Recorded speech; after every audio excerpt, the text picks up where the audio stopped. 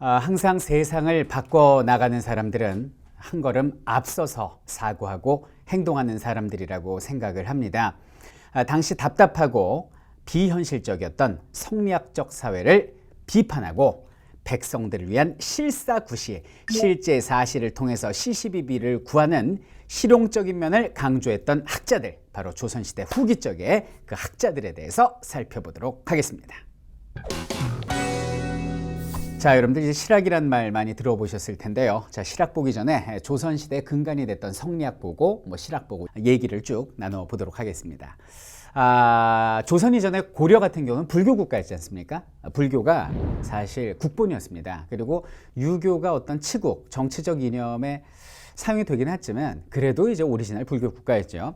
그러다 고려 말에 불교 세력하고 또 고려의 위정자들이 워낙 타락을 하니까 그걸 때려잡고 새로운 나라를 만든 게 이성계하고 유학자 정도전 일파들이었어요.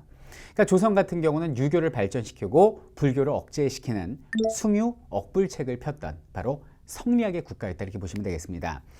근데 유학의 한 갈래가 바로 이제 성리학이 되는데요.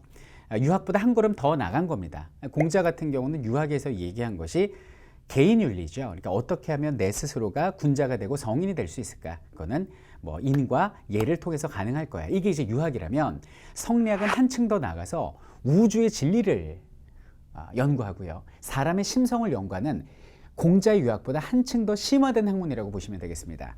중국의 주자라는 사람이 만들었다고 그래서 송나라 때죠. 우리나라 고려시대 때 주자학이라고도 부르고, 고려 말에 안향 선생님을 통해서 우리나라에 처음 들어오게 됐고요. 그리고 백의정이랄지 아니면 이색 선생을 거쳐서 정몽주, 정도전, 권긋 이런 사람들로 이제 계승되었던 이것이 성리학이 되겠습니다.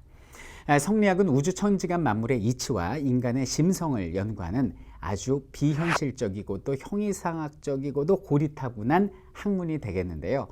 이 성리학이 좀 문제가 많았습니다. 그래서 15세기 집권 세력이었던 퉁구파들 같은 경우는 성리학자였지만 성리학자인 듯 성리학자 아닌 성리학자 같은 세력들이었어요.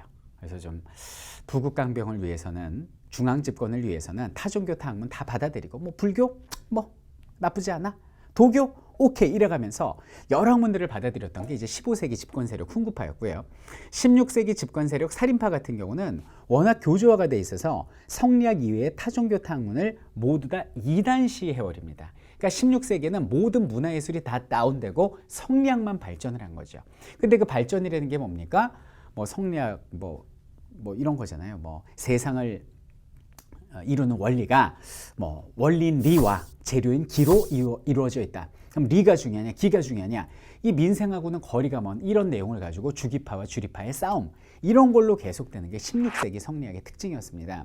그러다 보니까 성리학에 반발하고 어떤 성리학을 비판하는 안티 성리학이 등장을 했겠죠. 그 안티 성리학 중에 대표적인 학문이 바로 조선 후기에 등장한 실학이다, 이렇게 보시면 되겠고, 실학은 다로 창시자가 있는 것이 아니라 당시 유학자들 중에 실용적인 것을 추구했던 유학자들의 모임을 오늘날 실학의 모임, 실학자들이다, 이렇게 부르는 것입니다. 실학이 탄생한 배경은 상당히 좀 고리타분하고 비현실적인 위정자들의 답답한 정치에서 시작이 됐는데요. 그만큼 실학은 실용적인 세상을 구했던 것이죠. 실학 같은 경우는 계파가 크게 둘로 나뉘게 됩니다. 자, 표에서 보시다시피 농업을 발전시켜야지 우리나라가 잘 살 수 있다라는 중농학파가 있었는데 이들을 경세치용학파라고도 부릅니다. 그리고 서양이나 중국처럼 상업을 발전시켜야지, 수공업을 발전시켜야지 우리나라가 잘 살 수 있다라는 세력이 있으니 이들을 중상학파라고 부르고, 이 두 세력의 공통점은 뭐냐면 부국강병하고 민생안정이었거든요. 결국 이제 목표는 같으나 방법에 있어서 농업을 중용시켜야 되느냐 아니면 상업을 중용시켜야 되느냐, 이걸 가지고 나뉘었다고 보시면 되겠고, 그리고 성리학 같은 경우는 정확하게 말씀드리면 반성리학, 안티성리학 이렇게 부르는 것보다는 성리학 자체는 존중을 하고, 왜냐면 본인들도 성리학자니까요. 그 교육을 받고 자랐으니까 성리학 자체는 존중하고 인정하되 거기에 좀 비현실적인 부분에 대한 좀 한계를 깨닫고 실용적인 면을 추구한 학문, 이렇게 이해하시면 되겠다라는 말씀입니다. 자, 실학자들을 살펴보기 전에 일단 조선 전후기의 사회 변화를 먼저 배경 지식으로 보고 그 다음에 실학 이야기를 해보도록 하겠습니다. 조선시대 전기적에는 말 그대로 이제 신분 질서가 확고했던 시대고요. 그리고 모든 경제를 국가가 주도하던 그런 시대였습니다. 조선은 농업국가다 보니까 아무래도 이제 농업기술의 발전이 세상을 바꾸는데요. 이 조선 후기 세상이 뒤바뀌거든요. 그것의 원료, 시작이 바로 농업기술의 발달이었어요. 그 대표적인 게 이양법, 모내기법이었습니다. 여러분들 그 모내기법이라고 아시죠?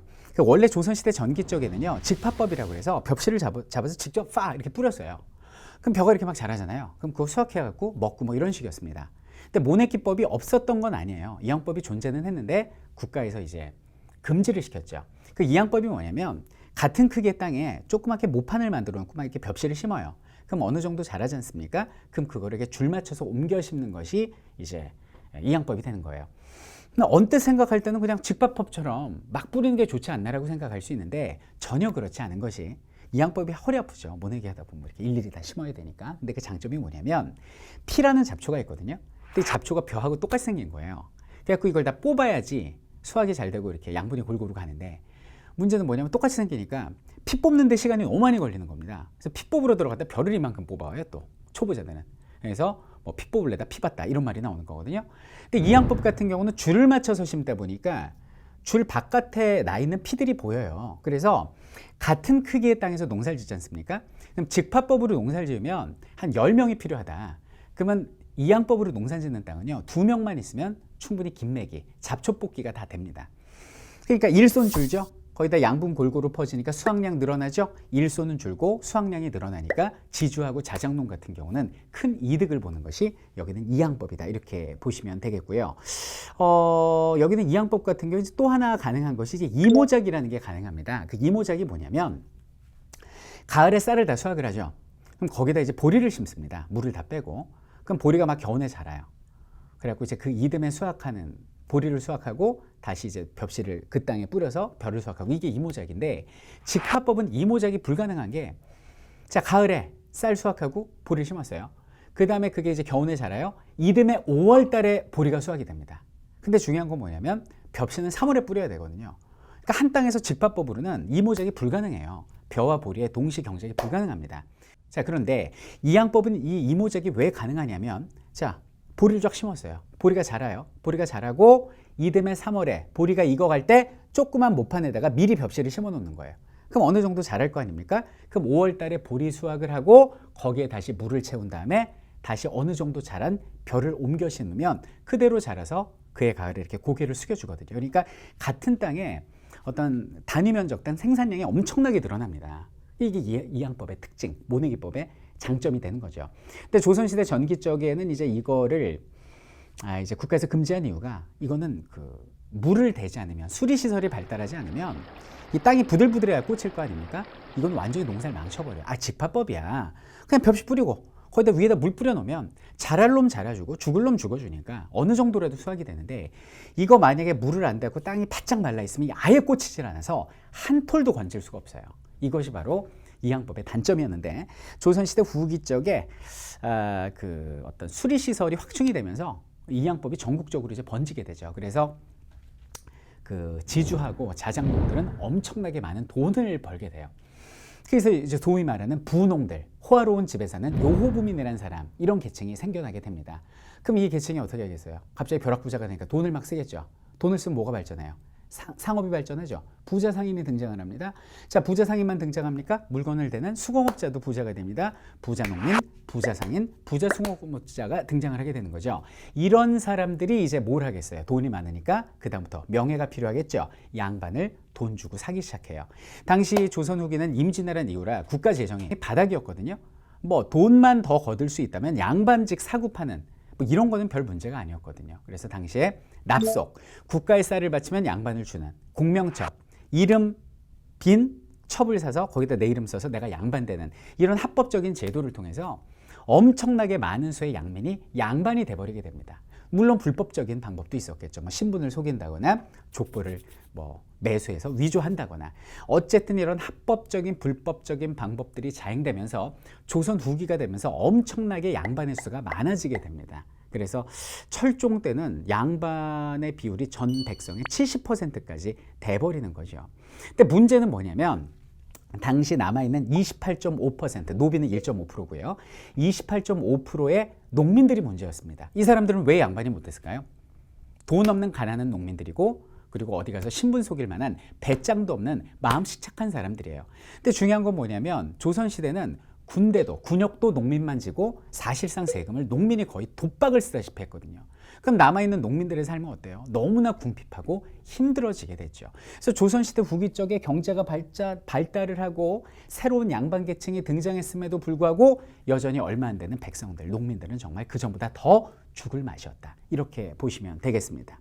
더군다나 조선시대 후기 쪽에는요, 지주가 어떤 전호들을 가렴주고 하는 지주전호제가 일반화되고 있었습니다. 그 이유는 뭐냐면 건국 초만 해도 이 과전법 시절만 해도요, 그 공무원 관리들한테 봉급을 주잖아요. 근데 봉급을 주는 방법이 두 가지입니다. 하나는 뭐냐면 녹봉이라고 해서 기본급을 줘요. 1년에 2번씩 쌀과 비단을 줍니다. 그 또 하나는 뭐냐면은 수조권을 분급을 하는 거예요. 그래서 어느 지역이 있다. 그럼 이 지역에서 수확되는 생산량의 10분의 1을 갖다가 그 해당 공무원 관리가 이제 봉급적으로 타가는 거죠. 이런 이제 수조권 제도가 있었어요. 그 수조권 제도를 세종대왕 때 영봉구등법으로 조금 손 좀 보시고요. 계속 진행이 되다가 임진왜란 직전에 이 수조권 제도 자체가 폐지가 돼버립니다. 이게 국가에서 그냥 녹봉제, 봉급제로 바꿔버려요. 그럼 여러분들이 관리면은 어떠시겠습니까? 옛날에는 막 나한테 막 수조할 수 있는 권한을 줬는데, 그리고 막 그거 막 세습도 됐었는데, 막 국초에는 원칙적으로는 안 되지만 현실적으로 세습도 됐었는데, 이젠 수조권도 없고 나 그냥 봉급쟁이 셀러리맨 된 거네. 그럼 나는 퇴직과 동시에 봉급도 안 나오니까 뭐야, 노후 대책도 안 쓰네. 짜증나, 안 되겠다. 내 권력을 이용해서 있을 때 좋은 땅을 많이 사둬야 되겠다라는 생각을 하게 된 거예요, 관리들이. 그래가지고 이제 조선시대 후기 들어오면서 관리들이 그 권력을 이용해서 마구마구 비옥한 땅을 헐값에 사들이기 시작합니다. 오늘날 같은 경우는 제가 농민이에요. 좋은 땅이 있어요. 국가 관리 아니라 대통령이라도 팔려고 해도 알박기들하고 안 팔아버리면 그만이거든요. 근데 조선시대 때는 와갖고 막 나 의금부에 있는 아무개인데 너 뭐 땅에 묻히고 싶어 이래버리면 안 팔 수가 없는 거예요. 그러다 보니까 헐값에 빼앗기다시피 비옥한 땅들을 양반 관리들이 마구마구 사들이기 시작하죠. 원래 지주였는데 점점 더 대지주가 돼가고 있었어요. 그럼 저 같은 경우는 내 땅을 조금이라도 가진 자작농이었는데 땅을 빼앗기듯 파니까 전 뭐가 된 거예요? 이 땅의 전호, 소작농이 되는 거죠. 그래서 가뜩이나 어려운 농민들은 전호로 전락을 하고 가뜩이나 땅 많은 지주들은 더욱더 큰 지주로 성장하게 되는 이것이 바로 지주 전호제의 일반화다라는 거죠. 그래서 이런 그 토지제도의 변천 때문에 조선시대 후기 쪽에는 지주 전호제가 일반화되고 있었습니다. 이런 상황에서 이제 당시 그 붕당 정치에 밀려난 세력들, 시골로 귀향 가고 쫓겨난 세력들이 당파로 따지면 남인이었는데 그 남인들이 그 상황을 이렇게 본 거예요. 이거 뭐야? 지주들이 너무나 일반 전호들 등을 치네. 야, 이거 진짜 아니다. 어떻게 하면 여기는 지주제를 폐지하고 자작농을 육성할 수 있을까? 그 고민을 하게 되거든요. 그래서 이 사람들이 자연스럽게 실학 중에서도 중농학파로 형성되게 되는 거고, 그들은 끊임없는 토지 개혁론을 내세우게 됩니다. 이들이 소위 말하는 실학자 중에 그렇죠, 바로 중농학파, 표에 보시는 중농학파가 되고요, 경세치용학파가 되는 것입니다. 이들의 꿈꾸는 세상은 뭘까요? 지주제 폐지와 자작농 육성이었던 것이죠. 그래야 우리나라가 잘 살 거다라고 생각을 한 거예요. 근데 이 당시에 이제 비슷했지만 또 다른 세력은 뭐냐면 중상학파, 이용후생학파였습니다. 이들은 좀 더 깨어있는 사람들이었는데 당색으로 따지면 서인들이었습니다. 이들 같은 경우는 청나라로부터 선진모물을 수용해야 된다라는 진취적인 사상을 가지고 있어서 북학파라고도 불렀고요. 이들 같은 경우는 상업이랄지 수공업을 발전시켜야 우리가 중국처럼 잘 살 수 있다라는 주장을 해요. 그래서 이들의 거두가 이제 그 유수원이라는 사람인데, 이 사람은 왜 지주제를 폐지해? 미쳤어? 상인과의 합작을 통한 경영 규모를 확대해야지라는 굉장히 당시로선 진보적인 주장을 할 정도로 농업에도 관심이 있었고 상업 수공업에도 관심이 있었던 굉장히 좀 더 깨어있는 사람들이 중상학파다, 이렇게 봐주시면 되겠고, 그럼 이들의 공통적인 목표는 뭐예요? 그렇죠, 바로 민생 안정과 부국 강병이었습니다. 그러니까 목적은 같았지만 어떤 그 방법론에 있어서 중농과 중상으로 나뉜 이 사람들이 바로 실학자였고요.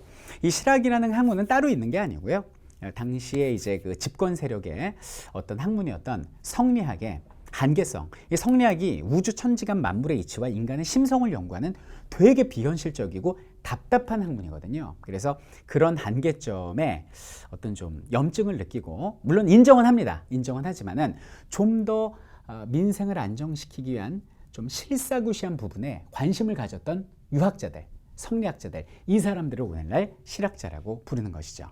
보다 사회의 어떤 그런 답답한 틀을 깨고 당시 민생을 위해서 한 걸음 더 나아갔던 이것이 바로 당시의 실학자들이었던 것입니다.